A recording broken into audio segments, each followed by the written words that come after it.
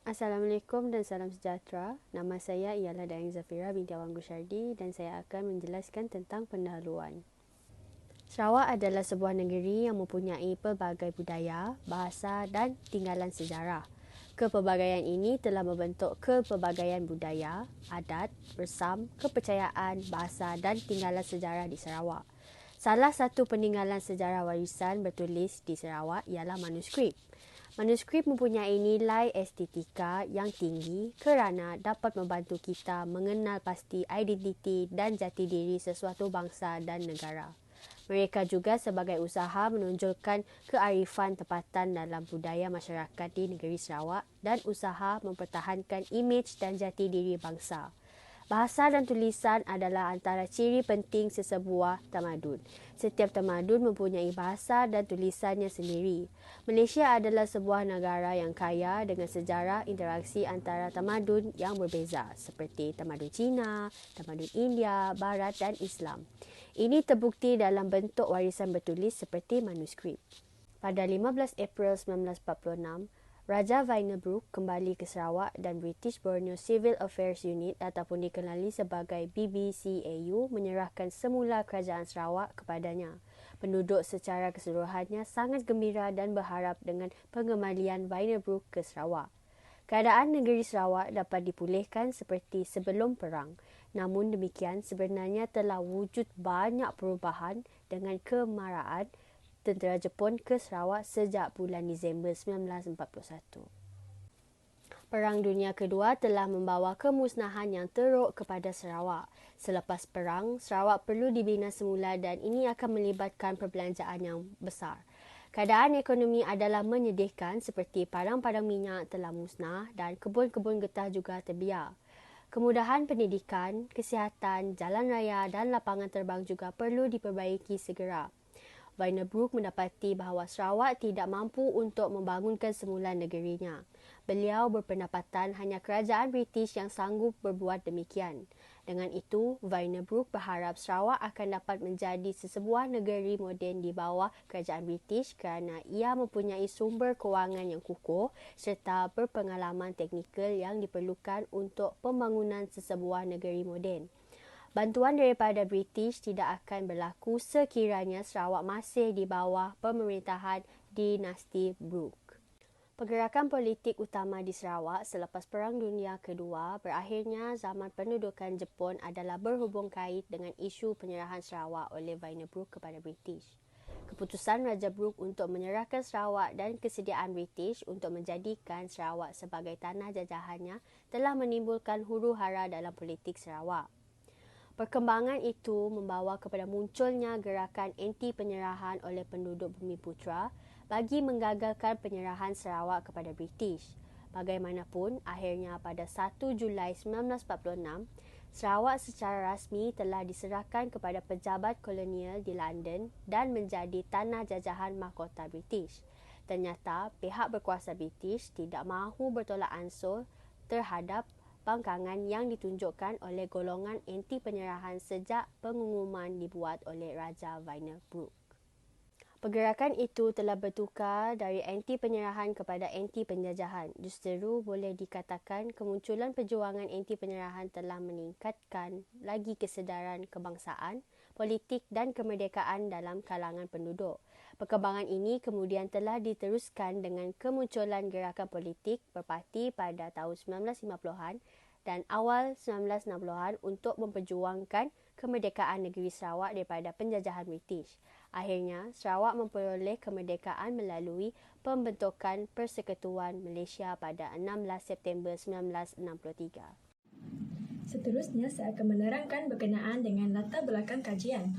Pada tahun 1841, manuskrip penyerahan Sarawak kepada James Brooke telah disalin oleh Muda Hashim.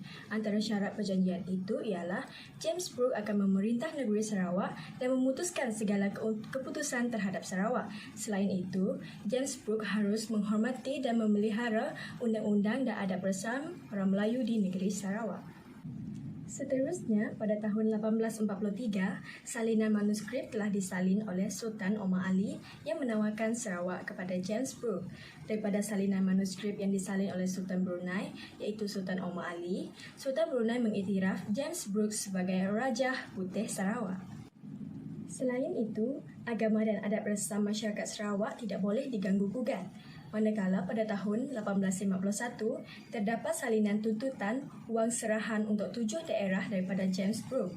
Tulisan Jawi digunakan untuk semua salinan manuskrip penyerahan Sarawak kepada James Brooke. Dengan penggunaan tulisan Jawi pada manuskrip yang diserahkan oleh Sarawak kepada James Brooke, ia telah memperkasakan budaya ilmu di alam Melayu dan membuktikan kebijaksanaan masyarakat setempat dalam pelbagai bidang. Implikasi kajian ini dapat membuktikan bahawa tulisan Jawi telah digunakan dalam pelbagai ilmu dan tidak terhad kepada ilmu agama sahaja. Seterusnya, penyertaan masalah. Terdapat 3 masalah utama yang kami hadapi semasa mengkaji manuskrip penyerahan Sarawak kepada James Brooke, iaitu dokumen yang membahas tentang manuskrip dan sejarah manuskrip penyerahan Sarawak kepada James Brooke adalah terhad. Selain itu, kekurangan maklumat mengenai saiz dan jenis kertas yang digunakan untuk menulis manuskrip. Seterusnya, penggunaan bahasa Jawi di dalam manuskrip menyebabkan manuskrip sukar untuk dibaca akibat terselipnya bahasa Arab. Hai dan salam sejahtera. Nama saya Shrinika Anak Suliman dari Attitude O3B. Di dalam video ini, saya akan membentangkan tentang persoalan kajian. Terdapat 3 persoalan hasil daripada kajian ini. Antaranya ialah, apakah sejarah surat perjanjian antara James Brooke dengan Sarawak? Yang kedua, apakah fizikal surat perjanjian penyerahan Sarawak kepada James Brooke? Yang terakhir, apakah isi kandungan dokumen penyerahan Sarawak kepada James Brooke? Seterusnya ialah objektif kajian. Terdapat 3 objektif kajian yang dapat di dalam kajian ini. Yang pertama ialah mengkaji sejarah surat perjanjian antara James Brooke dengan Sarawak. Yang kedua, mengkaji fizikal surat perjanjian penyerahan Sarawak kepada James Brooke. Objektif yang ketiga, mengkaji isi kandungan dokumen penyerahan Sarawak kepada James Brooke. Seterusnya ialah signifikan kajian. Melalui kajian ini, kami dapat mengetahui dan mengkaji dengan lebih mendalam mengenai sejarah penyerahan yang dilakukan oleh Sarawak kepada pihak British, di mana terhasilnya surat perjanjian atau manuskrip mengenai penyerahan tersebut. Surat perjanjian tersebut telah ditandatangani oleh Pangeran Muda Hashim, iaitu Wakil Sultan Brunei, putra almarhum Sultan Muhammad dengan James Brooke Esquire di satu perhimpunan ramai di Bandar Kuching, Sarawak pada 24 September 1841. Penyerahan tersebut juga berlaku akibat daripada berlakunya kemusnahan yang terjadi kepada Sarawak semasa Perang Dunia Kedua. Oleh itu, pada tahun 1946, Raja Vyner Brooke berpendapat bahawa hanya kerajaan British yang dapat membantu kerana mempunyai sumber-sumber yang diperlukan untuk proses penambahbaikan dan memulihkan semula pembangunan Sarawak. Selain daripada itu, gambaran secara fizikal mengenai surat perjanjian atau manuskrip penyerahan Sarawak kepada James Brooke adalah tidak dinyatakan dengan lebih mendalam dan secara spesifik di dalam kajian ini. Antaranya seperti saiz panjang dan lebar manuskrip, peralatan yang digunakan untuk menulis, kertas atau bahan yang digunakan, saiz tulisan, usia dokumen, bilangan helaian yang digunakan untuk sebuah manuskrip dan sebagainya. Manuskrip tersebut telah ditulis dengan menggunakan tangan dalam tulisan Jawi. Dan begitu juga, manuskrip sebegini kebiasaannya mempunyai cap mohor atau lebih dikenali sebagai cap lilin diraja. Tanda tangan juga didapati ditulis di atas cap mohor tersebut. Seterusnya, terdapat beberapa isi kandungan yang ditulis di dalam dokumen penyerahan Sarawak kepada James Brooke. Antaranya adalah semua hak dan aset kerajaan Brooke sama ada di dalam atau di luar negeri perlu diserahkan kepada British. termasuklah kedaulatan Sarawak serta mana-mana tanggungjawab Brooke kepada kaki tangan kerajaan. Sultan Brunei perlu menyerahkan Sarawak daripada kawasan Tanjung Datu ke Sungai Semarahan dan menyerahkan hasil cukainya kepada James Brooke dan pewarisnya. Akhir sekali, James Brooke akan membayar $2,500 setiap tahun kepada baginda. Dan agama dan istiadat penduduk Sarawak tidak boleh diganggu dan Sultan Brunei perlu mengiktiraf James Brooke sebagai Raja Putih Sarawak. Bagi skop kajian, penyelidikan telah memilih beberapa lokasi atau skop sebagai kawasan kajian untuk melaksanakan tugasan ini. Setelah berbincang, kami telah memilih Borneo Culture Museum, Sarawak Islamic Heritage Museum dan The Brooke Gallery di Fort Margherita, Kuching. Antara punca kami memilih lokasi tersebut kerana merujuk kepada objektif kajian bagi mencari bukti-bukti kewujudan manuskrip tersebut dan mencari kisah kedatangan Brooke di Sarawak. Justeru, pemilihan tempat tersebut dapat sedikit banyak membantu kami dalam mengenali lebih mendalam tentang tujuan Brooke datang ke Sarawak dan mengetahui tentang perjanjian yang ditandatangani oleh James Brooke. Selain itu, di Borneo Culture Museum mempunyai manuskrip asal tentang penyerahan Sarawak kepada James Brooke, di mana ia mempunyai 3 jenis manuskrip. Antara manuskrip yang terdapat di sana adalah yang pertama ialah manuskrip 1841. Manuskrip ini dibuat semasa Pangeran Muda Hashim hendak menyerahkan Sarawak kepada James Brooke untuk pertama kali. Manuskrip yang kedua ialah manuskrip pada tahun 1843. Manuskrip ini dibuat oleh Sultan Omar Ali bagi menawarkan Sarawak kepada James Brooke yang bertarikh pada tahun 1843. Dan manuskrip yang terakhir ialah manuskrip 1851. Manuskrip ini dibuat bagi menuntut wang penyerahan bagi 7 daerah Sarawak oleh James Brooke. Baiklah, terima kasih kepada Jessica. Untuk bahagian yang seterusnya, saya, Wan Yasmina Zihah binti Wan Syamsri, akan membentangkan tentang konsep asas yang berkaitan dengan kajian kami. Konsep asas yang pertama ialah warisan. Warisan dapat didefinisikan sebagai sesuatu yang diturunkan dari satu generasi kepada generasi yang bawahnya. Warisan juga terbahagi kepada 2 jenis, iaitu warisan ketara dan tidak ketara. Manuskrip ini ialah warisan ketara. Bermaksud warisan tersebut dapat dilihat dan dipegang. Contoh yang lain adalah suatu objek seperti artifak budaya suatu kaum ataupun bangunan seperti monumen dan satu ciptaan alam semula jadi yang dapat dilihat dengan mata kasar di sekeliling kita. Konsep yang kedua ialah konsep penyerahan. Dalam aspek manuskrip ini, penyerahan adalah penukaran hak milik atau pemberian kuasa kepada pemilik yang baharu secara sah dilakukan oleh pemilik asal dengan sebab-sebab yang tertentu dan antara perjanjian. Pemilik baru diberikan kuasa untuk mengelola dan mentadbir wilayah tersebut dengan dasar-dasar baharu dan hak-hak mereka yang ditermeterai dalam perjanjian tersebut. Seterusnya, saya akan bentangkan tentang sorotan literatur. Bagi bahasa dan tulisan, bahasa Melayu telah menjadi bahasa perantaraan dan bahasa ilmu di kawasan alam Melayu sekitar abad ke-15 Masihi hingga ke-17 Masihi. Dengan kedatangan Islam ke alam Melayu juga telah berjaya memartabatkan bahasa Melayu dengan membentuk penggunanya untuk menuturkan perkara-perkara yang bersifat ilmiah, menyatakan persoalan metafizik, falsafah dan saintifik.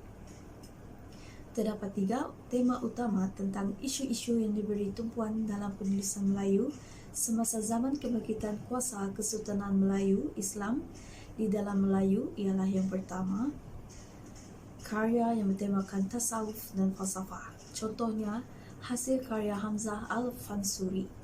Kedua, karya kesusteraan berbentuk keagamaan dan ketatanegaraan. Contohnya, hasil karya Nuruddin Al-Raniri dan Bukhari Al-Jauhari.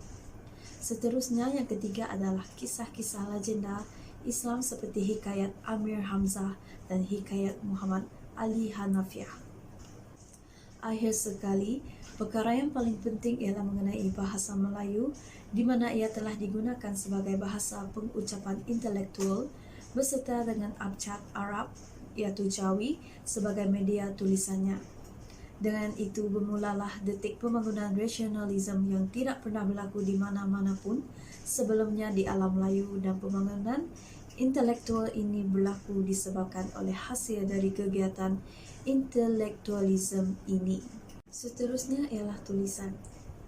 Manuskrip merupakan bahan peninggalan bertulis seperti kertas, lontar, kulit kayu, rotan dan sebagainya. Manuskrip juga diolah dalam bentuk gulungan atau buku dan lontar berupa daun. Sejak agama Islam mula bertapak di alam Melayu, tulisan Jawi mula diperkenalkan dalam kehidupan harian masyarakat Melayu sehingga mempengaruhi manuskrip yang ada pada ketika itu. Menurut catatan sejarah, tulisan Jawi berkembang seiring dengan masuknya agama Islam pada abad pertama Hijrah. Kedatangan Islam ini telah mengubah kehidupan masyarakat dengan meninggalkan praktik animisme dan menjadikan Islam sebagai pedoman hidup. Di samping itu, dalam menghasilkan pelbagai manuskrip, penggunaan tulisan Jawi merangkumi kepelbagaian jenis seni kad dengan unsur-unsur seni yang bernilai tinggi, memiliki falsafah mendalam, penuh dengan makna yang unik dan kreatif, serta memiliki corak yang pelbagai yang meluas serta ke arah perkembangan Islam dalam masa yang singkat. Tulisan Jawi juga menjadi penyampai komunikasi dan bahasa bagi orang Melayu, di mana ia turut berkembang maju bersama-sama ilmu, filologi dan manuskrip mereka. Oleh kerana itu, bahasa dan tulisan Jawi menunjukkan identiti bangsa Melayu. Kebanyakan tulisan Jawi dalam berbagai manuskrip di alam Melayu yang digunakan sebagai alat untuk mengetahui kebudayaan bangsanya. Seterusnya ialah bahasa. Bahasa ialah alat komunikasi yang disusun dalam bentuk unit seperti perkataan, frasa dan ayat yang dinyatakan secara lisan atau tertulis. Bahasa mempunyai banyak definisi. Tarifan ini hanyalah salah satu daripadanya. Bahasa ialah sistem komunikasi manusia yang mengekspresikan dirinya melalui susunan bunyi yang tersusun atau perwakilan bertulis untuk membentuk pelbagai unit. Ukuran seperti morfem, perkataan dan frasa yang diterjemahkan daripada bahasa Inggeris iaitu the system of human communication by means of a structured arrangements of sound or written representation to form larger units.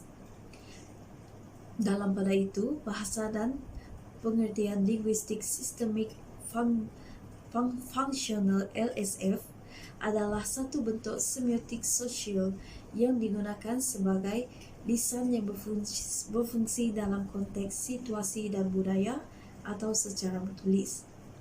Dari sudut ini, bahasa ialah satu perkara yang dibentuk secara serentak oleh fungsi dan sistem.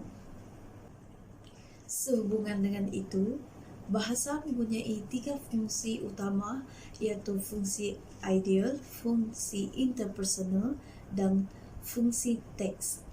Ketiga-tiga fungsi ini dipanggil fungsi metafungsi dan ketiga-tiga fungsi ini mewakili realiti yang berbeza. Di bawah fungsi ideal, bahasa digunakan untuk menyatakan realiti fizikal dan biologi yang berkenaan dengan tafsiran dan ekspresi pengalaman. Di bawah fungsi interpersonal, bahasa digunakan untuk menyatakan realiti sosial dan berkaitan interaksi antara penceramah atau pengarang dan pendengar atau pembaca. Dan di bawah fungsi teks, bahasa digunakan untuk menyatakan realiti semiotik atau simbolik dan berurusan dengan secara teks dicipta dalam konteks. Kaedah penyelidikan yang kami gunakan ialah kualitatif. Kaedah analisis biasanya dilakukan menggunakan kaedah pemerhatian partisipatif sebagai bahan untuk pengumpulan data. Bentuk kajian. Bentuk kajian yang kami gunakan adalah kualitatif.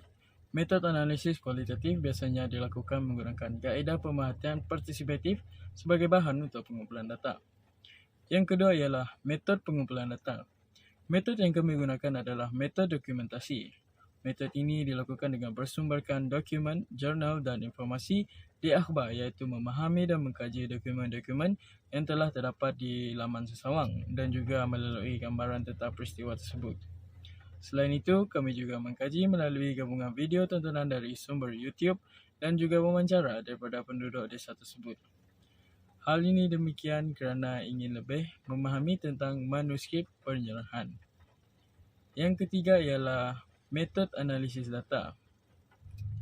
Metod analisis data merupakan tahap proses penyelidikan di mana data yang telah dikumpulkan dapat diproses untuk menjawab rumusan sesuatu masalah.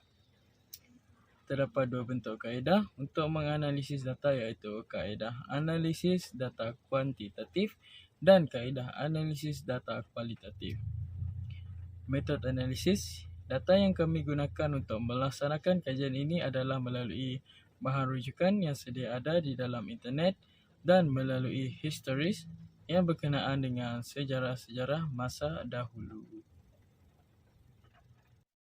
Assalamualaikum warahmatullahi wabarakatuh. Nama saya Nova Ika binti Afandi daripada 82203B. Saya akan mengulas tentang sejarah manuskrip tersebut. Raja Muda Hashim ialah seorang tokoh yang dikenali dalam sejarah Sarawak. Seperti yang ditulis di dalam Perjanjian 1841, nama beliau ialah Duli Pengiran Muda Hashim Ibnu Sultan Muhammad Kanzul Alam yang memerintah Kesultanan Brunei dari tahun 1807 hingga 1826. Perjanjian ini dibuat apabila berlakunya masalah besar di Sarawak di mana Pangeran Indra Mahkota Mohammed yang bersikap kukuh besi semasa menjadi wakil pemerintah Brunei di Sarawak. Oleh hal yang demikian, Sultan Brunei telah menghantar Pangeran Muda Hashim sebagai orang utusan Brunei bagi menyelesaikan masalah tersebut. Berlakunya pemberontakan dalam kalangan pemimpin tempatan iaitu Datuk Patinggi Ali dan Temenggong. Oleh itu, Pangeran Muda Hashim mencari jalan penyelesaian dengan meminta pertolongan daripada kuasa asing. James Brooke yang melihat peluang ini dengan menawarkan bantuan kepada Pangeran Muda Hashim bagi menangani pemberontakan.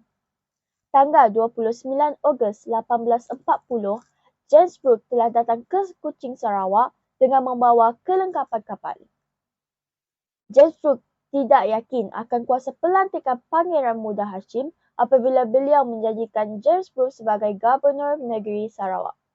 Dengan adanya kuasa sebagai bendahara Sultan dan sebagai bapa saudara Sultan, beliau memberi keyakinan kepada James Brooke dengan cap mohon Sultan Brunei di tangan.